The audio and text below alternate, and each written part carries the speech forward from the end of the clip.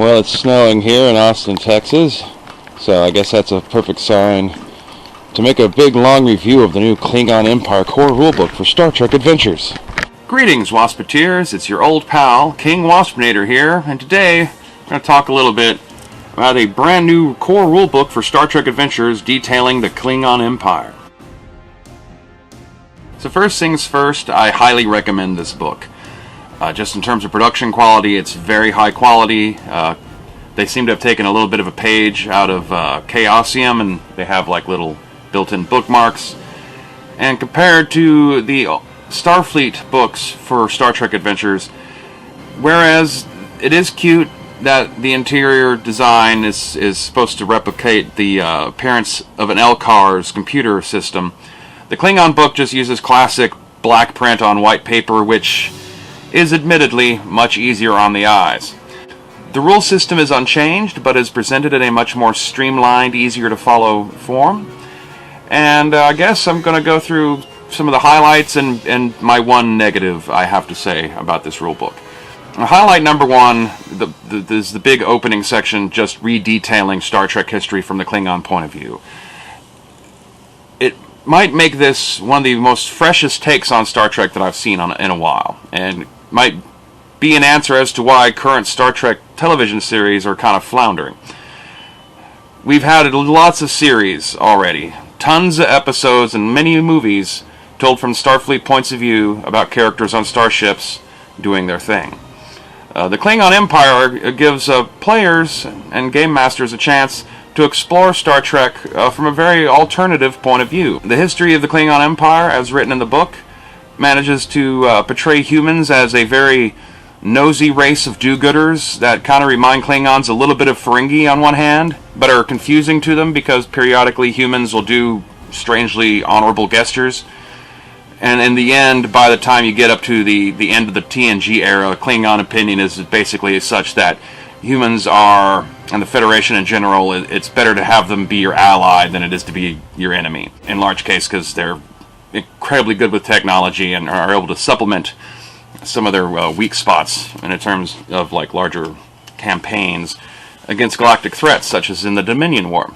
It is interesting that Modiphius Entertainment has decided that instead of just expanding upon the materials that they already had presented in the core rulebook for Star Trek Adventures and the Beta Quadrant sourcebook, instead of just giving the Klingons their own supplemental expansion sourcebook, they gave them their own entirely alternate rulebook just for themselves, and it's designed and written from the point of view of running Klingon-based adventures. Perhaps a little more warlike than what you might be doing with a Starfleet crew in this setting. However, in some ways that might make it a bit more relatable to classic role-playing game tropes, since Klingons are more about conquest and adventure, whereas Starfleet is self-introspection and exploration. If I have one major complaint about this book, it's fairly superficial, and it's that I was hoping that it would have provided some expansion on other Beta Quadrant alien races that might be available for player characters that have not been covered in previous Star Trek books. Races such as the Gorn and Nausicaans and other corners of the Beta Quadrant that hadn't really been explored yet. But unfortunately, the book is very much wedded to the Klingon Defense Force and playing Klingon Defense Force characters, and so it only discusses classic true Klingons, as well as the Kuchak Klingons, which were the human-like, genetically altered Klingons of the original series era. Other than that, it is very well written, very well laid out and presented. The artwork is excellent, and the adventure possibilities are quite bigger than one might initially expect when going into this book. In some ways, I might actually say that, hypothetically speaking, of course, the Klingon Empire rulebook might be a better introduction to this game than going through the Starfleet route, and I might recommend it slightly more. It's still fairly new, so we don't know if it's going to have any supplementary material of its own, but it is, of course, completely back compatible with Star Trek Adventures and Star Trek Adventures sourcebooks. In particular, the Beta Quadrant sourcebook, very important in order for be able to expand the setting a bit more than what they have in the book.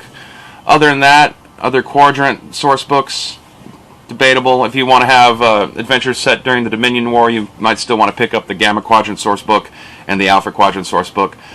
The Delta Quadrant support sourcebook less so much, albeit I did like that they had a little blurb that the Klingons are a little paranoid about the Hirogen following Voyager home, and I think that could provide some campaign material for people who want to set their campaign post-Voyager, post-Deep Space Nine, post-Nemesis.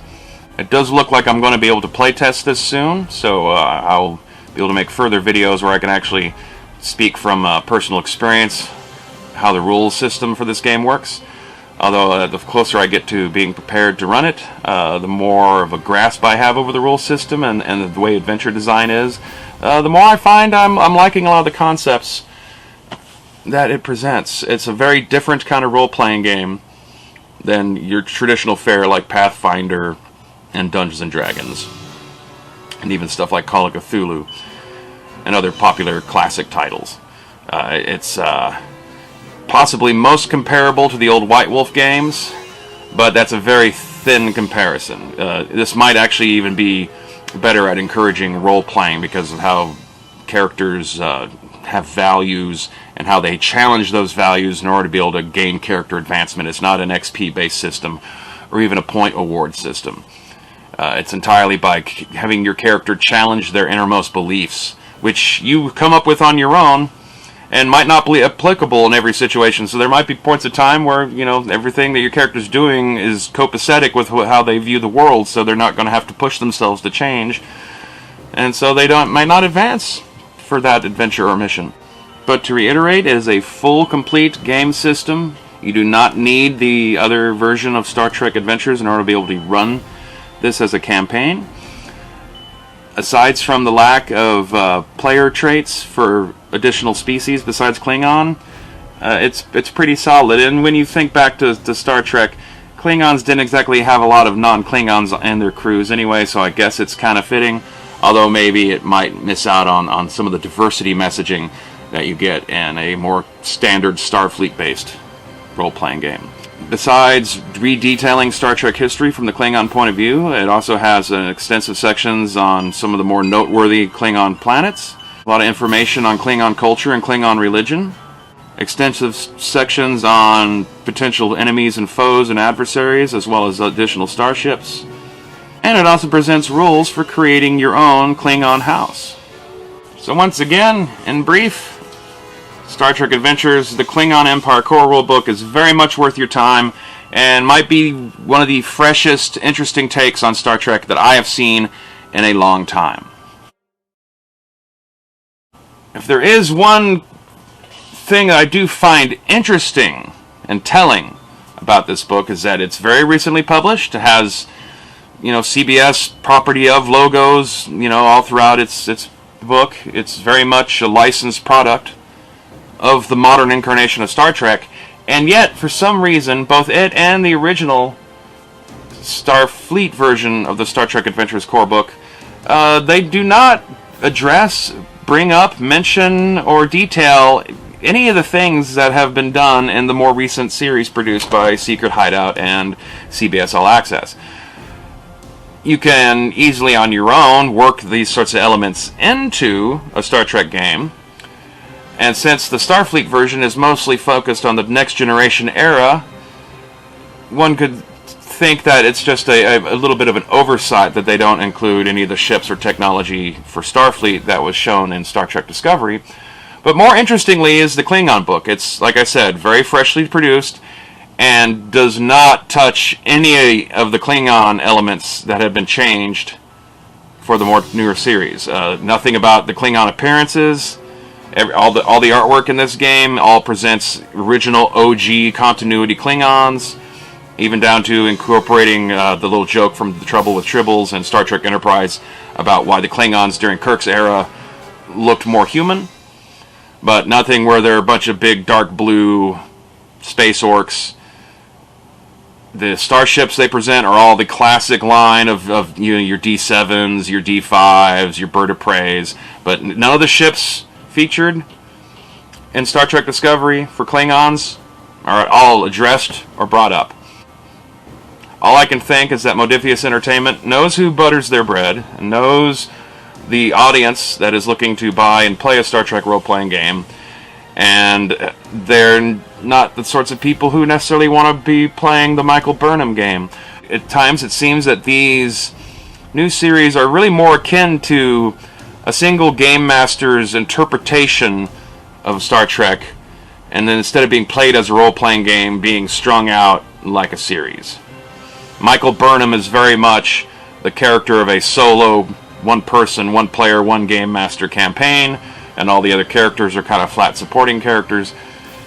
Same thing with Picard, except it's even worse because it's a player that the game master in question has really been trying to get to come join in one of his games, and so he's kind of just like letting them have run of the candy store. And Lower Decks is definitely someone's Star Trek Adventures RPG campaign, even down to the fact that in the original Star Trek Adventures core rulebook there is a little section on playing Lower Decks style campaigns. So by no means, if you are a fan of the newer shows like Discovery and Picard or the upcoming Strange New Worlds, you will be able to portray that version of the Star Trek universe using these rules.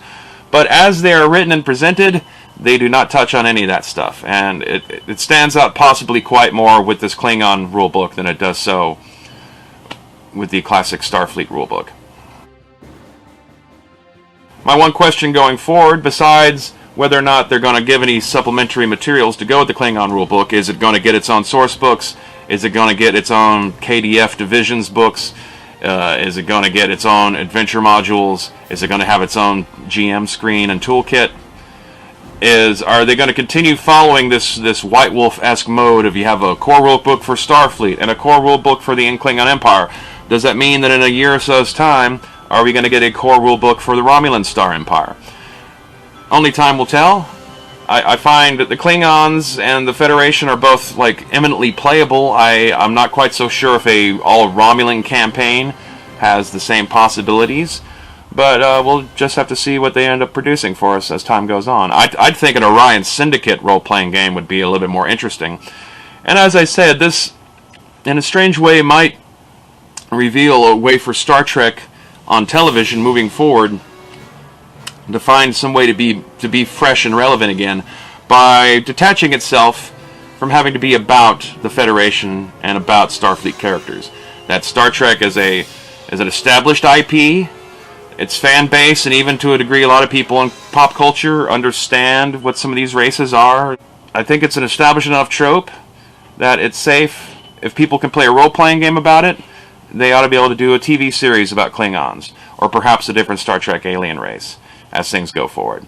Just a thought, but either way, definitely give a top-notch King Waspinator recommendation on this book. I recommend that you check it out yourself. So be sure to have a good one, stay waspinated, and as always, go fuck yourself.